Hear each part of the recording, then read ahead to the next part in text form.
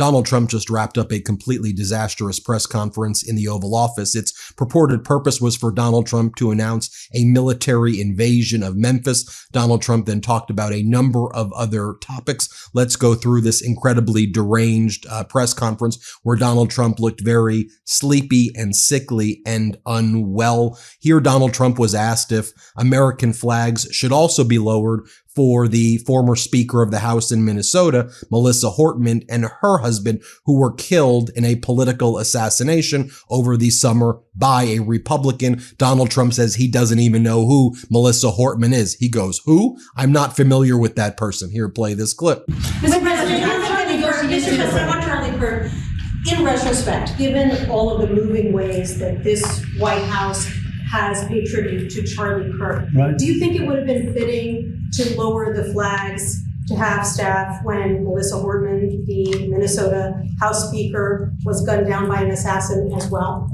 I'm not familiar.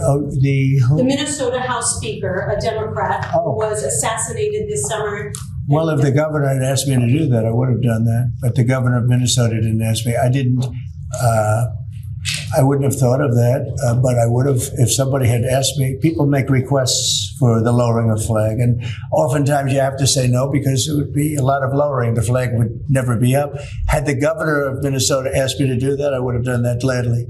Now, it should be noted that Donald Trump and MAGA leaders spread deranged conspiracies when Melissa Hortman and her husband were killed, that it was the fault of Governor Walz and the left as well, despite it being a political assassination by a Republican there. Then Donald Trump said that he would not speak to Governor Walz at all because he says Governor Walz is a mess. Why would I reach out to Governor Walz, the governor of the state where that political assassination took place? Donald Trump then talks about a protest that took place while he was at a Joe's Seafood restaurant near the White House recently. Donald Trump says that the protester was saying something about Palestine, and Trump's like, I should win awards for that. What are they talking about? I should win awards for what's happening in Palestine right now. And then Donald Trump says, we're going after the professional agitators. She was a pro. She was a pro. And they were booing her. No, they were booing you, Donald, as well. Here, watch this.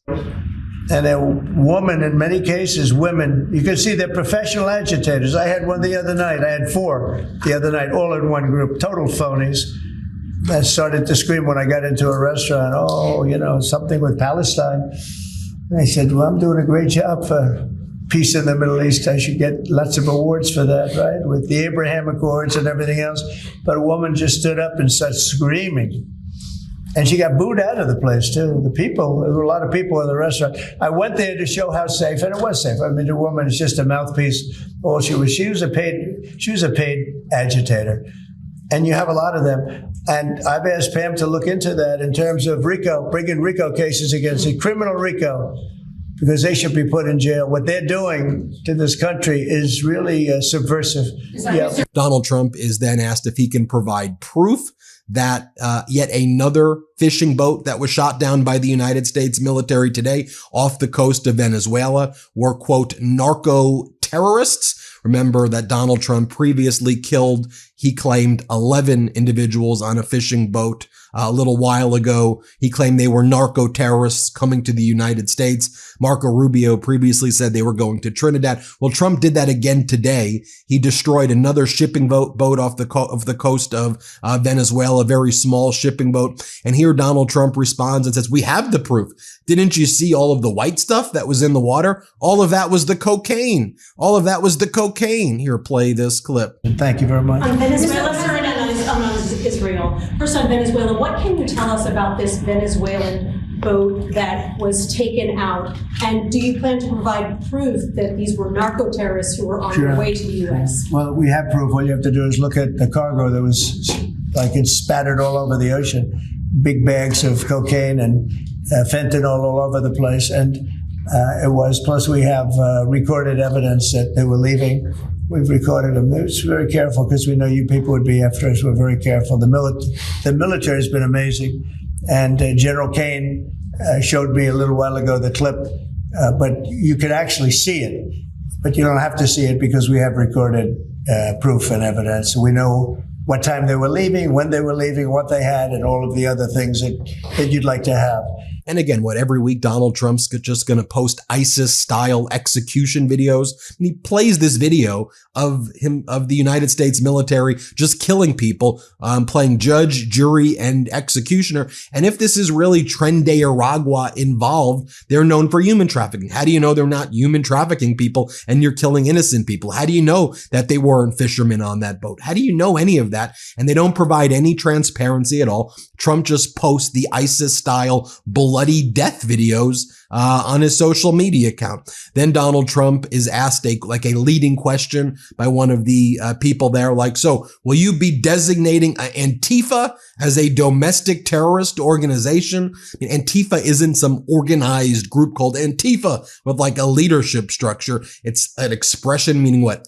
Being anti-fascist. And then Donald Trump talks about, I'm going to be going after all of these groups. We're doing criminal RICO against leftist groups. And by the way, this is how Trump and MAGA intend to use the death of Charlie Kirk, the killing of Charlie Kirk by a 22-year-old white guy from a MAGA Republican family in order to attack the left and go after Democrats. Have nothing to do with this. It was a radicalized on the internet 22-year-old white kid who fits the profile of most of these school shootings. And there's no proof he's radicalized this way or that way. He's radicalized by the internet to see himself as this kind of vigilante accelerator. And all of the stuff with the etchings on the cartridges all just point to this is like a perpetually internet addicted human being. But here's what Trump says. Let's play this clip. Thank you. Thank you very much. Yeah, please. Yes. Given with all the that's going on with Charlie Kirk's assassination and the left-wing, left-wing violence going on, do you have plans, and actually this is a great opportunity with all these do you plan on designating Antifa finally a domestic terror organization? Well, it's something I would do, yeah. If I have support from the people back here, I think we'd start with Pam, I think. But I would, if you give me, I would do that 100%. And others also, by the way. But Antifa is terrible. Are there other groups that you can think of? There are other groups, yeah. There are other groups. We have some pretty radical groups, and they got away with murder. And also, I've been speaking to the Attorney General about bringing RICO against some of the people that you've been reading about that have been putting up millions and millions of dollars for agitation. These aren't protests. These are crimes, what they're doing, where they're throwing bricks at cars of ICE and Border Patrol. And they come in with a beautiful new car. They're so proud. It's Border Patrol, ICE, it's got whatever it is. And they're throwing rocks at it. Donald Trump is then asked if he was given advance notice by Israel's Prime Minister Benjamin Netanyahu about the airstrikes on Doha, Qatar, before they took place. There was a report that came out earlier today that Donald Trump was indeed told by Benjamin Netanyahu that he would do these strikes on Qatar. Trump has denied that before. 3 top Israeli military officials confirmed that Trump got the notice. Trump lies about everything. So watch him lie again. Here, play this clip. Israel, did Bibi Netanyahu speak to you directly to alert you that Israel was going to be striking Hamas sites in Qatar? No, he didn't. No, he didn't. Yeah, go ahead. How did you learn of it? Same way you did.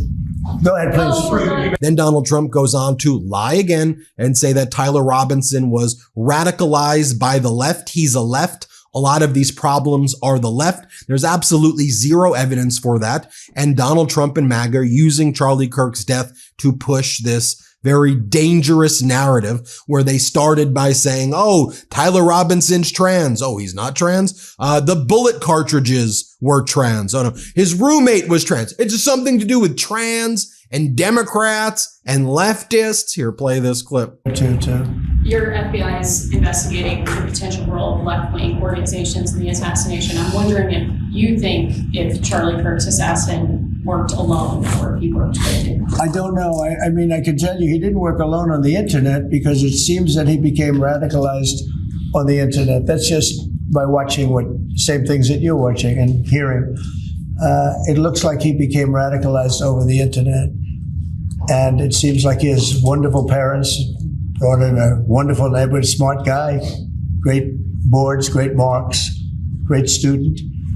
And then something happened to him over a fairly short period of time. It looks like he was radicalized over the internet, and it's radicalized on the left. He's a left.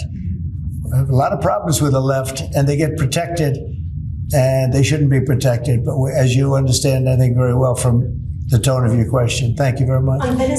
This episode of the MeidasTouch podcast is brought to you by Graza, my new favorite olive oil. What makes it so good? It's fresh, never blended, and made from a single type of olive, the Picual, grown in Jaén, Spain, which produces over half of the world's olive oil. Let me tell you why Graza stands out. First, single origin goodness. One olive, one region. That means no mystery blends and no watered down lower grade oils, just a pure, traceable, fresher product. Second, the squeeze and spray bottles are legit game changers. No more messy tins or dripping spouts, just aim, squeeze, and go. And finally, they've got 3 types for any task. Frizzle with a higher 490 Fahrenheit smoke point, perfect for frying, crisping, and grilling. Sizzle at 410 degrees Fahrenheit, your go-to everyday cooking oil for roasting, marinating, and sautéing. And Drizzle, a bold, punchy finishing oil that's perfect on salads, breads, or even ice cream if you want to get fancy like I do. Personally, what I love most is that as a busy guy who loves to cook, the squeeze and spray bottle makes everything easier. Whether I'm roasting veggies or just whipping up a quick marinade, zero mess and full flavor. Plus, you get 10% off your first order when you order on Graza's site. I personally recommend the trio. That's all 3 bottles, Sizzle, Frizzle, and Drizzle, so you're covered for every style of cooking. So head to graza.co and use code Meidas to get 10% off of Trio, which includes Sizzle, Frizzle, and Drizzle, and get to cooking your next chef quality meal. That's MEIDAS. Then Donald Trump talks about sending the military to invade Chicago next. Let's play it. In the Oval Office. Let's listen in. Great job, but we're sending in the big force now. We also sent them into Chicago on a sort of a moderate basis, and we brought down crime a little bit in Chicago, but we're now going to bring it down very big. We're going to be doing Chicago probably next. I was with a great businessman, a man who is involved in all cities through his business. And I say, who do you think should be next after Memphis? And he said, sir, you've got to save Chicago. We're going to wait a little while. But he said, you got to save Chicago. You can't let it go. And what Trump then tries to take credit for bringing the crime down in Chicago. I mean, a truly deranged and sick, vile individual he is. Donald Trump then says, I didn't say it was one side, but the radical left causes tremendous violence. Let me fact check that as well. Think of the 5,500 shootings, school shootings that had taken place really over the past 10 years. I think it was something to the magnitude of 75 to 80% came from right-wing extremism. There was a smaller group that was like Islamic extremism, then an even smaller group that was like leftist. So this is quite literally false in every way. And it should also be noted that Donald Trump was celebrating the attempted murder of Paul Pelosi and mocking it over and over again. Here, play this clip. Gladly. And given the killing of Melissa Hortman, the attack on Paul Pelosi, the attack on Gabby Giffords, the attack on the Pennsylvania governor's mansion, why make the case that violence is only on one side? It seems to be taking place. I didn't say it's on one side, but I say the radical left causes tremendous violence, and they seem to do it in a bigger way. But the radical left really is caused a lot of problems for this country. I really think they hate our country.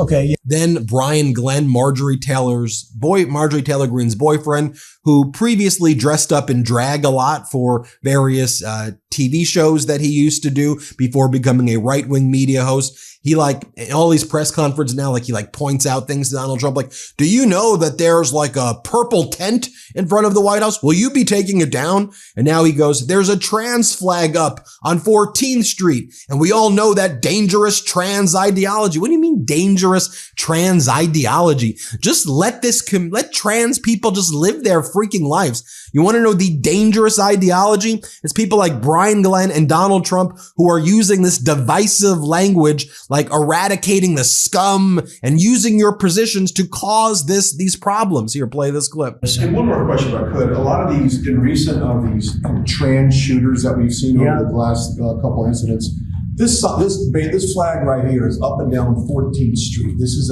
what would be the trans flag. A lot of people are very threatened by this flag. It means a lot of different negative things to people, violence. Would you be opposed to taking this flag down up and down the streets of DC? Well, I wouldn't be. Then they'll sue and they'll get freedom of speech stuff, so that'll happen. But I would have no problem with it.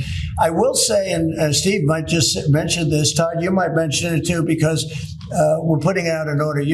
Freedom of speech means you can burn the American flag, which I think is horrible. But I noticed something over the last little while. As you do this, you start noticing things that you wouldn't normally think. It really causes unrest and violence when they burn American flag.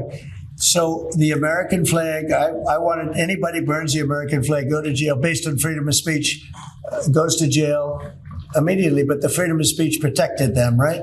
And that's been argued a couple of times. And it's one of those things. But you know what? Hasn't been argued, and we're going to be arguing it, I think, very soon. And that's the violence. They incite violence. So I saw it just yesterday, they burned the American flag, and people that were there were fine. And all of a sudden, they're going crazy, and there's fist fights.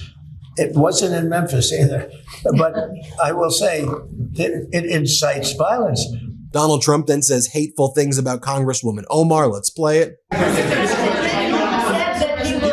Omar, after his assassination, called Charlie Kirk a reprehensible human being. Should she be stripped of her community assignments? I would say, I think she's a disgraceful person. I think she's a disgraceful person, a loser. It's amazing the way people vote. I know it's people from her area, maybe of the world. I don't know. They got here and they vote her in. It's hard to believe, but I think she's a disgusting person. And one more question, if I could. A lot of these in recent... Donald Trump says that he doesn't care what Chicago wants or what the governor of Illinois wants. He's going to be sending the National Guard. Let's play it. How will you send the National Guard into Chicago without cooperation of the governor and mayor? Well, if they do cooperate, that's good. If they don't, it's not going to matter to us at all. You know who wants to help us? Police department. They have no respect for the governor. They have no respect for the mayor. They respect us. And we found that in Washington. We haven't had total support in Washington from government, as you know, from everybody. I don't want to say the mayor because she was better than most, but we haven't had great, but we have had great support from the Metropolitan Police. They're like brothers of these people. They're really like brothers. You see that. They work together. And so if the governor wants to support, as I said to Bill, it's going to be his proudest moment, what he's going to do, the governor of Tennessee, what's going to happen with Memphis. In 3-4 weeks, we'll stand together and we'll say, look at this. The crime has almost disappeared, maybe completely disappeared. In Washington, they don't even know how to record it because it's down so much. They've never heard. I heard 87% is down. I said, really? Who are the 13%? Because it's more than that. It's actually more. Hard to believe, right? You're going to have the same results in Chicago. And we hope we have the governor's help, but if we don't, we're doing it without him.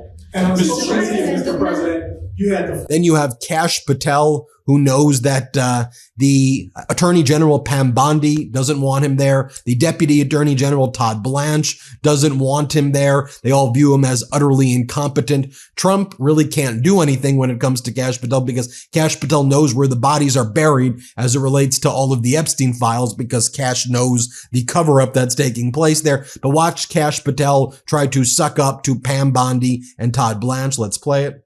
Kash, would you say a few words, please? Thank you, Mr. President.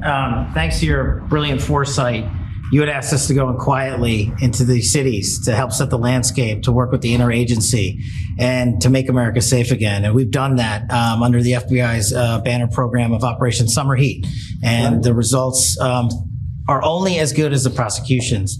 And because the Attorney General and the Deputy Attorney General have mobilized DOJ to successfully prosecute so many violent criminals, we have set the landscape for the interagency to come into Memphis and really make it safe permanently. As the governor and the senators and the other directors were saying, it's not a short-term mission, but thanks to you launching us early, launching us quietly, not looking for the credit, Mr. President. We greatly appreciate your support and the advanced foresight you had in doing that. And then you have Pete Hegseth saying, well, we here at the DOD, not the Defense Department, the Department of War. Here, play this clip. from day one, the DOW, the Department of War. I'm glad you made that correct. Correct that for you, sir. Has been proud to stand with our partners across the interagency, whether it's the Southwest border, whether it was Los Angeles getting ahead of that, whether it's right here in Washington, D.C., where Secretary Driscoll and the Army and the National Guard have taken the lead in helping across all of these great folks to secure the city. We are very proud to be here to stand strong alongside law enforcement. We're glad. An utterly deranged press conference by Donald Trump. Let me know what you think. Hit subscribe. Let's get to 6 million subscribers. Love this video? Support independent media and unlock exclusive content, ad-free videos, and custom emojis by becoming a paid member of our YouTube channel today. You can also gift memberships to others. Let's keep growing together.